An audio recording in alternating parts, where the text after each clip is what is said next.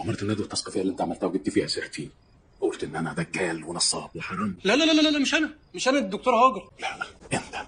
بص يا شيخ مرزوق، يعني انت فاهم الموضوع غلط. طب وايه الصح؟ هو صح اللي انا اتدبست في ندوه تثقيف صحي فاتكلمت عنك، بس بكل شياكه وادب، ما كانش في نيتي اي حاجه سيئه يعني من اللي انت. لا سيبك من نيتك والادب والشياكه والحاجات دي، المهم ان ما جبتش غير سيرتي. انا من ساعه ما شفتك وانت بتطفي الحريقه قلت في سريه ودي عاطف ده ايه الشياكه والجمال اللي الشيخ مرزوق ده فيهم، الخدعه اللي الشيخ مرزوق عملها يعني اللي انا مش عارف افسرها بصراحه. روس فك الدكتور. فكر، انا مش فاهم من ساعه ما جيت البلد دي وانا بتربط في كراسي ليه. انا اسف جدا يا شيخ مرزوق، مفيش زعل ما بيننا صح؟ لا مفيش زعل.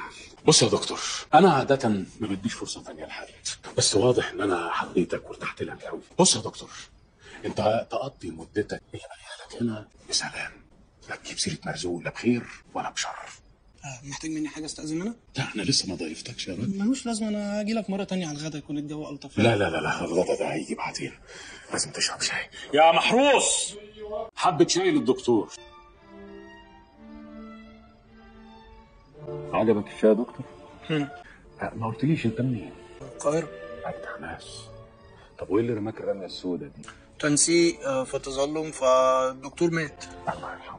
حبيبي حبيبي حبيبي حبيبي حبيبي.